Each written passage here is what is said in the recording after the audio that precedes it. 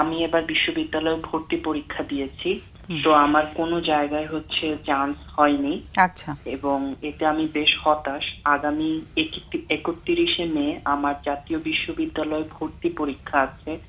যেহেতু আমার কোনো জায়গায় চান্স হয়নি, আমার কোনো কনফিডেন্স নাই এবং আমার এখন পড়তেও ভালো লাগে না, তাই আমি বেশ চিন্তিত যে আমার 31 তারিখ জাতীয় বিশ্ববিদ্যালয়েও যদি চান্স না হয় তাহলে একটা বছর আমার বসে থাকতে হবে এবং এই জায়গা থেকে আমার ভীষণ পরিমাণে হতাশা তৈরি হচ্ছে এবং আমার প্রতিটা মুহূর্তে মনে হচ্ছে যে আমি হয়তো কিছুই করতে পারবো না।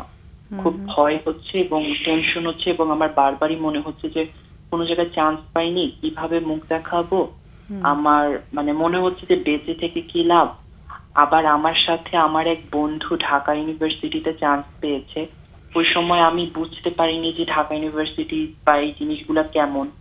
ও যখন চান্স পেলো তখন আমার আফসোসটা মনে তৈরি হলো। ও চান্স পেয়েছে সেজন্য আমার হিংসা হচ্ছে না, কিন্তু আমার কষ্ট লাগছে, ইস আমিও যদি ওর মতো পড়ে ঢাকা ইউনিভার্সিটিতে চান্স পেতে পারতাম।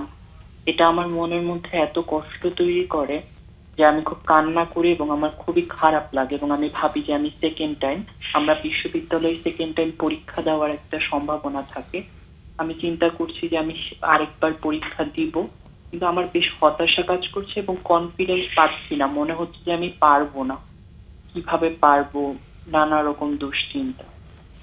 আচ্ছা, পারবো নাটা যে মনে হচ্ছে, এই কথাটা কি আগেও মনে হতো নাকি এই প্রথম মনে হচ্ছে? আগেও মনে হতো, কারণ আমার একটা সমস্যা আছে। উল্লেখযোগ্য সমস্যাটা হচ্ছে আমি কোনো কিছুতে লেগে থাকতে পারি না। যেমন আমার কোচিং এ যদি পড়ায়, আমি কোনো একটা কোচিং এ ভর্তি হলে 1 মাস ক্লাস করে পরে আমার আর ভালো লাগে না, আমি আর কন্টিনিউ করি না। এটা আমার একটা বদ অভ্যাসে পরিণত হয়েছে, যার কারণে আমি আরো অনেক বেশি কনফিডেন্সহীনতায় ভুগি। কোন বয়স থেকে বা এই যে কোচিং এ কিছুদিনের পরে আর কোচিং করতে ভালো লাগে না, এটা কোন বয়স থেকে? এটা কয়েক বছর ধরে, 4-5 বছর ধরে। আগে এরকম ছিল না, আগে লেগে থাকতে পারতাম, পারি না পারি লেগে থাকতাম। আচ্ছা, এই 4-5 বছর আগে কি কিছু ঘটেছিল জীবনে যেটা একটা জীবনের মোড় তৈরি করেছে? না ম্যাম, সেরকম কিছু ঘটেনি। মোবাইল বা অস্থিরতা কাজ করে, মনে হয় যে প্রথম যখন একটা কিছু করতে চাই তখন ওইটার অনেক বেশি হচ্ছে আবেগ কাজ করে এবং ওই জিনিসে অংশগ্রহণ করি খুব বড়, খুব উচ্চ মাত্রার এনার্জি বা আগ্রহ নিয়ে, কিন্তু আস্তে আস্তে কমে যায় এবং আমি এটা থেকে কুইট করি এবং এটা 1, 2, 3 এটা আমার একটা অভ্যাস হয়ে গেছে। এখন আমারই ভয় করে যে আমি যে সেকেন্ড টাইমে প্রিপারেশন নিব, আমি তো আবার হাল ছেড়ে দিব। আচ্ছা, নিজের উপরেও আস্থা কমে গেছে? জি ম্যাম। এবং ধৈর্যটাও একটু কম কাজ করছে? আমার ধৈর্য একদমই নেই ম্যাম। আচ্ছা, আমি যদি চিন্তা করি যে আমি আগামী 10 দিন এই রুটিন অনুযায়ী পড়বো, একদিনের মধ্যে আমি আমার চিন্তায় স্থির থাকতে পারি না। আচ্ছা, ওকে। তাহলে এখানে মানে বিশ্ববিদ্যালয়ে ভর্তির চেয়ে তো মনে হচ্ছে যে নিজের উপরে কাজ করাটা খুব জরুরি, তাই না?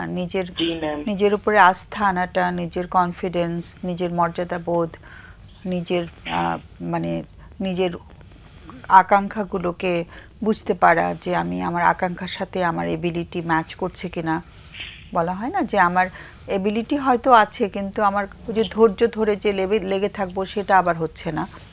তো সেই অনেকগুলো জায়গায় তো দরকার হয়, অধ্যবসায়ের খুব প্রয়োজন হয়।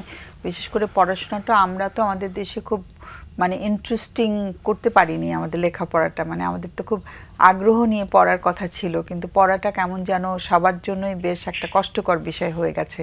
তো সেই জন্যই আসলে আমাদের মনোযোগটা ছুটে যায় খুব তাড়াতাড়ি আর কি। তো এবং নিজের উপরে আস্থাটা, কনফিডেন্সেরও বেশ ঘাটতি হচ্ছে কি?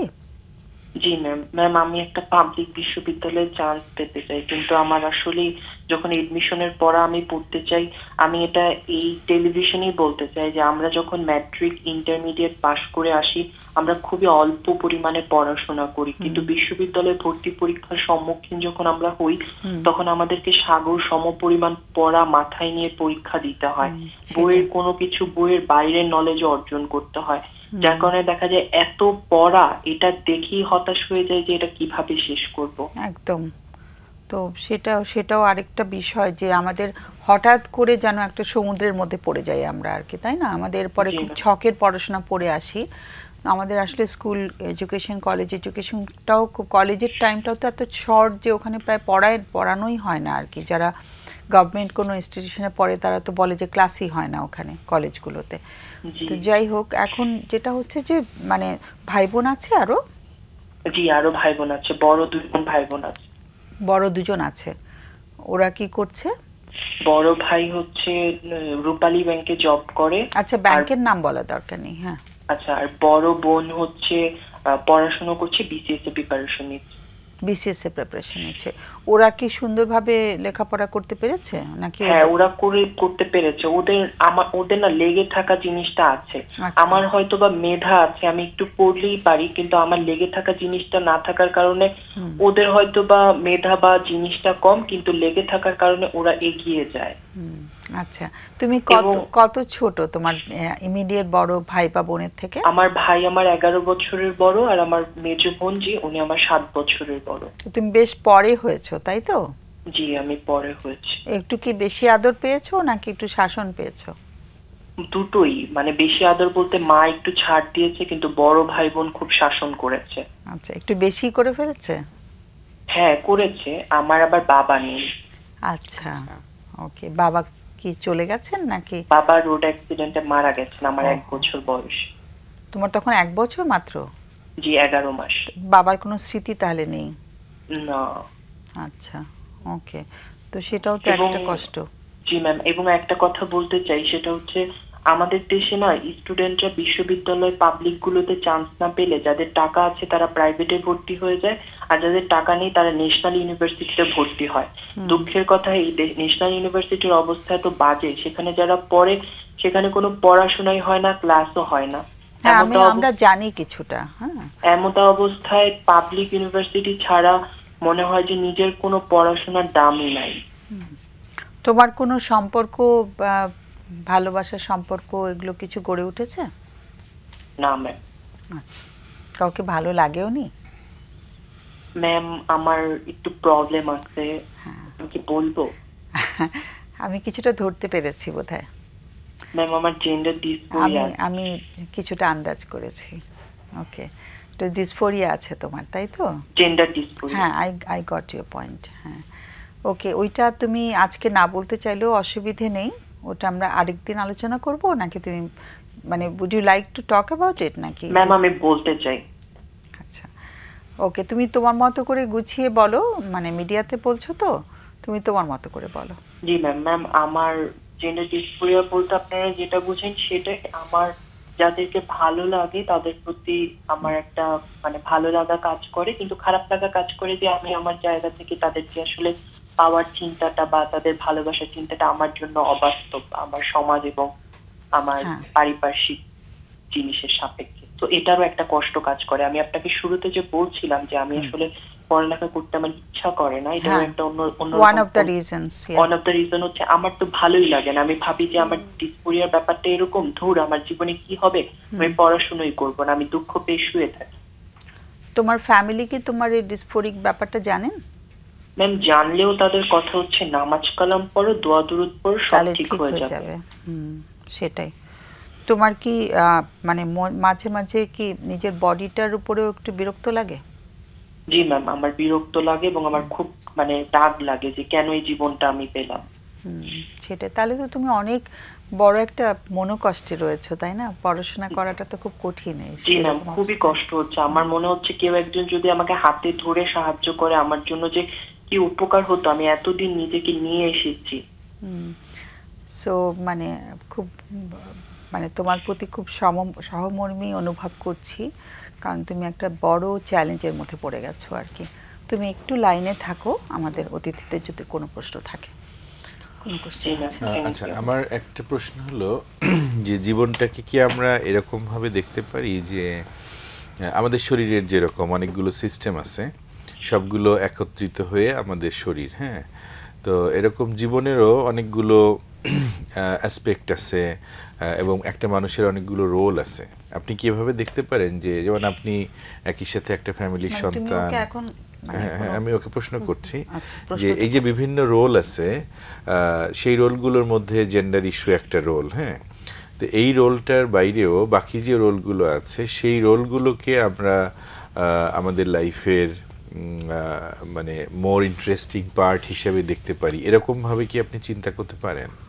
চিন্তা করার চেষ্টা করেছি, কিন্তু কোথাও গিয়ে না ওই জেন্ডারের ইস্যুটাই প্রধান হয়ে এটা সামনে চলে আসে আর কি, খুব খারাপ লাগে। এমনি খেলাধুলা করেন? না, খেলাধুলা এখন করা হয় না, আগে করা। মানে ধরেন আপনার বিশেষ কোনো গুণাবলী, যেমন ড্রয়িং করতে পছন্দ করেন? কথা বলতে পারি, এটা সবাই বলে। রাইট, আমরাও খুবই মানে আগ্রহ সহকারে আপনার কথা শুনছিলাম এবং বুঝতে পারছিলাম।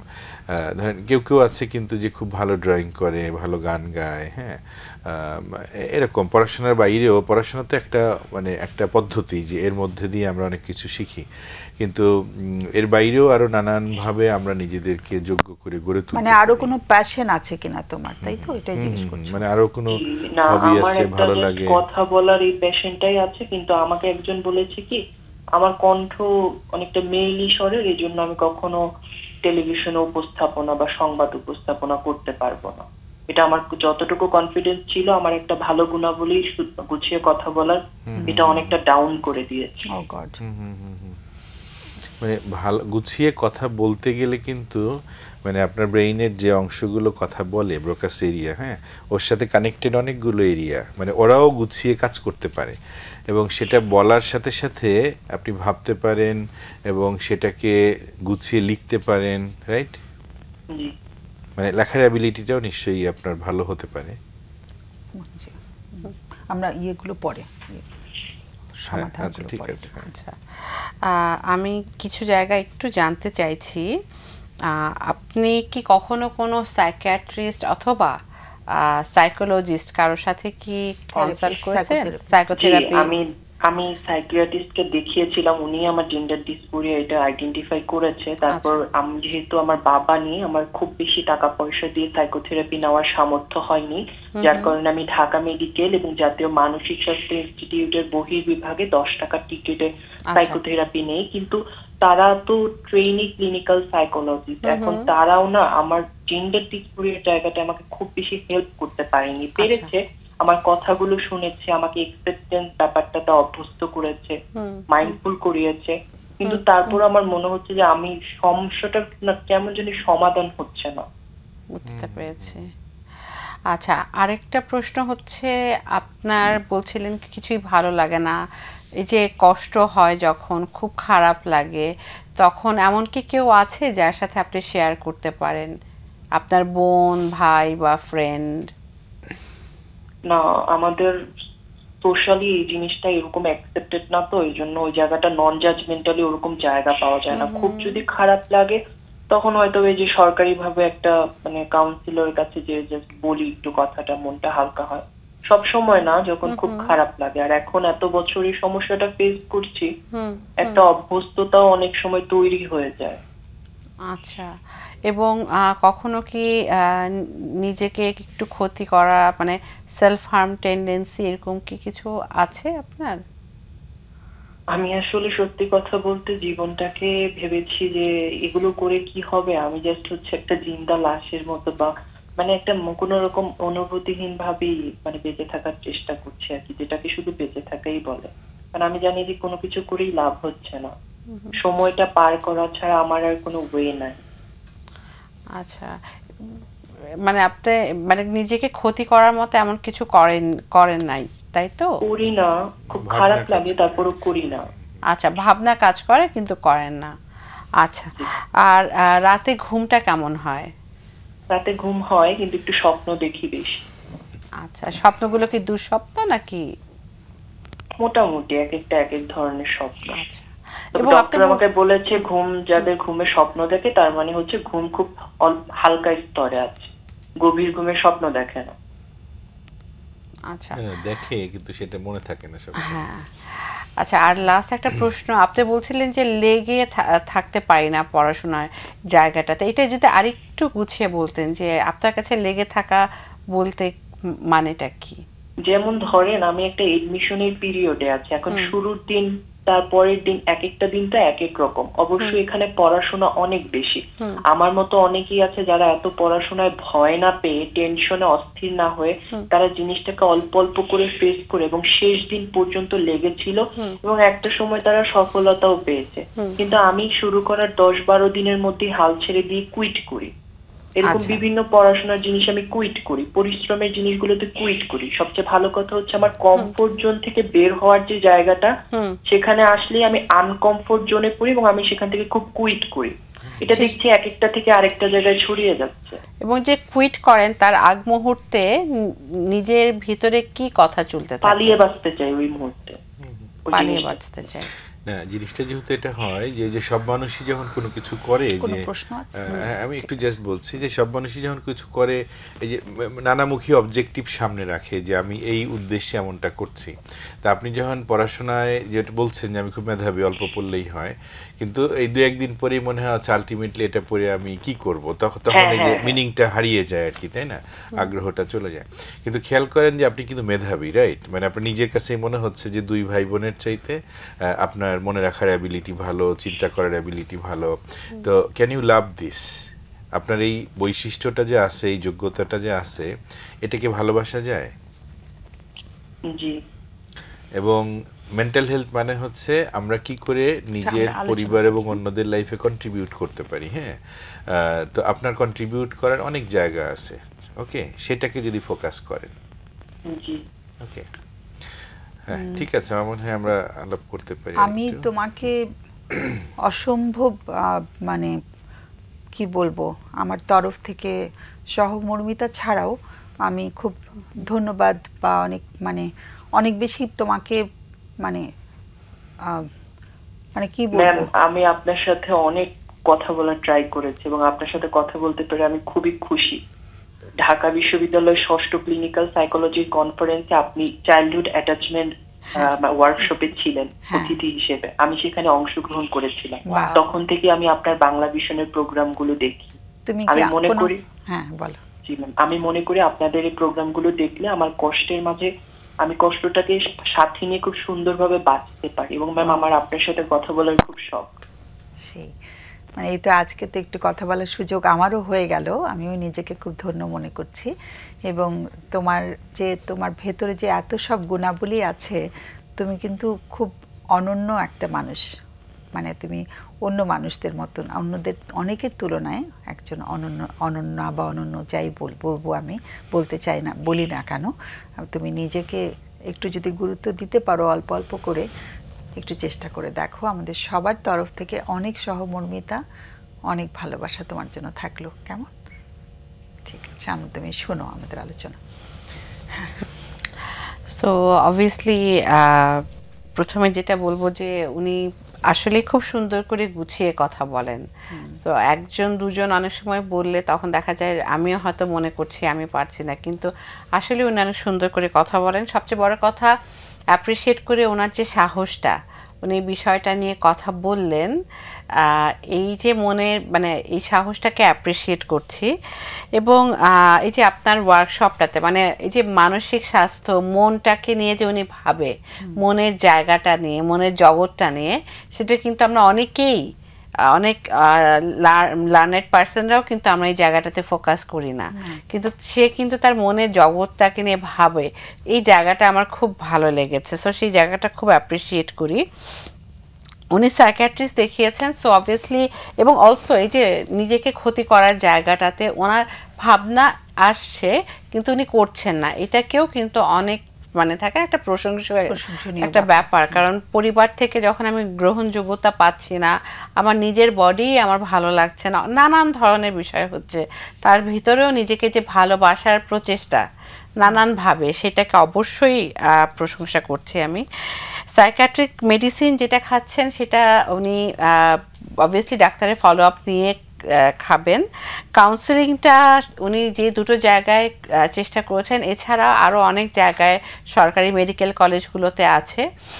কাউন্সিলরের সাথে যদি বসেন, কোনো জায়গায় যদি মনে হয় যে আপনি মনে আসলে যেটা সরি ইন্টারাপ্ট করলাম, মানে সরকারি জায়গাগুলোতে বা যারা আর কি হসপিটাল বেসড যেগুলোতে আসলে এত সময় তো দেওয়া সম্ভব হয় না তাদের পক্ষে, ও যে একটু সময় নিয়ে করবে আর সেখানে ওর অর্থনৈতিক টানাপোড়েন। হ্যাঁ, ওইটাই একটা ইস্যু, যে যেহেতু একটা অর্থনৈতিক ইস্যু আছে, আদারওয়াইজ বলতাম যে প্রাইভেটে হয়তো একটু আমি বলবো স্কোয়ারের যে প্রজেক্টটা আছে না, যে ফোনে যে কথা বলা যায় ফ্রিতে, ফ্রিতে, ওখানে ফোন করে দেখতে পারে আর কি। জি হ্যাঁ, ওইটা একটা ইম্পর্টেন্ট জায়গা। এবং কোনো কাউন্সিলরের সাথে যখন কথা বলছি, আমার যে ভিতরে মানে সেই শান্তিটা বা সেই অ্যান্সারটা পাচ্ছি না, বা সেটা কিন্তু চাইলে সেই কাউন্সিলরের কাছে ওপেনলি বলতেও পারে। আমরা অনেক সময় জাতিগতভাবে আচ্ছা ঠিক আছে, মানে ভিতরে আমার মনের কি চলছে সেটা অনেক সময় শেয়ার করি না। সো কাউন্সিলরের সাথে শেয়ার করলে অনেক সময় হয়তো কাউন্সিলর বুঝতেও পারেন যে উনি ক্লায়েন্টের সেই জায়গাটা আসলে টাচ করতে পারছেন কি পারছেন না। সো ওই জায়গাটা কিন্তু একটা জায়গাও হতে পারে যে থেরাপিস্টের সাথে যখন বসছেন।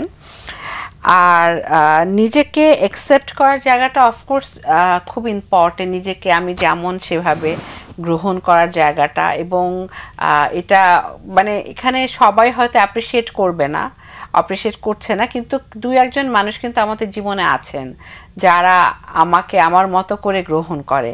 সো দুই একজন মানুষের সাথেই তার কষ্টের কথাগুলো শেয়ার করে। এবং তিনি যে বলছিলেন যে লেগে থাকতে পারি না, আমি লাস্ট মোমেন্টে কুইট করি, উনি আসলে এত বেশি হতাশার ভিতর দিয়ে যাচ্ছেন ছোটবেলা থেকে এই যে ওনার কন্ডিশনটার জন্য। সো খুব স্বাভাবিকভাবেই ওনার আসলে ওই মানসিক শক্তিটা, প্রাণশক্তিটা খুব কম, তো মানে কমে যাওয়ার কথা। ওনার জায়গায় আমি থাকলে আমারও সেটাই হতো। তো ওই জায়গা থেকে একটু জাস্ট বলবো যে প্রতিদিনই একটু নিজের সেলফ কেয়ার করা, নিজের যত্ন নেওয়া। এই যে যেমন ওয়ার্কশপগুলোতে জয়েন করেছে, মেন্টাল হেলথের অনেক ধরনের অনলাইন সেশন হয়, শারীরিক ব্যায়াম করলে কিন্তু মন ভালো থাকে। হ্যাঁ, এগুলোও করতে পারেন। এবং বিভিন্ন যে ওয়ার্কশপগুলোতে জয়েন করলে বিভিন্ন মানুষের সাথে কানেকশন হয়। হ্যাঁ, সো ওখানেও কিন্তু কিছু মানুষের সাথে কানেকশন হতে পারে যারা অনলাইনে যেগুলো হচ্ছে অনলাইনে যেগুলো হয় ফ্রিতে। আর লাস্ট একটা জিনিস একটু ওনাকে বলবো যে উনি ভেবে দেখতে পারেন যে পাবলিক বিশ্ববিদ্যালয়ে চান্স না পেলে কি হবে। কারণ প্রাইভেটেও কিন্তু আমি দেখেছি অনেক স্টুডেন্টরা পড়ছেন, তারা রেজাল্ট ভালো এবং স্কলারশিপ নিয়ে, না না ওখানে এটাই বলছিলাম যে নিড বেসড স্কলারশিপ কিন্তু দেওয়া হয়। যদি আসলে ফিনান্সিয়াল ক্রাইসিস থাকে এবং রেজাল্ট ভালো থাকে, তাহলে কিন্তু ওটা দিয়ে আমি দেখেছি অনেক স্টুডেন্টরা পড়াশোনা করছেন, টিউশন করছেন হয়তো, বা কিছু একটা কাজ করছেন, সেটা দিয়ে বাকি যে অ্যামাউন্টটা সেটা দিচ্ছেন, কারো 100% ওয়েভ হয়ে যাচ্ছে। সো এমন না যে অপশন বন্ধ হয়ে যাচ্ছে। উনি প্রথমে যখন ভাবছেন যে এটা না হলে আমার বন্ধ, মানে আর কোনো ওয়ে নেই, জীবনটা শেষ, বিষয়টা কিন্তু সেটা না। এবং স্যার যেটা বলেন যে পড়াশোনা ছাড়াও আরও অনেক ওয়ে আছে, যেভাবে অনেক স্কিল আছে যেগুলোকে উনি কাজে লাগিয়ে কিন্তু সামনের দিকে এগিয়ে যেতে পারেন। আর পড়াশোনাটাও মানে আমি যেটা অ্যাড করতে চাই আমাদের সাথে, যে ও যে বলছে পাবলিক ইউনিভার্সিটিতেও চান্স পাবে না, মানে ওর কাছে পাবলিক ইউনিভার্সিটি চান্স পাওয়াটা একটা মামুলি ব্যাপার।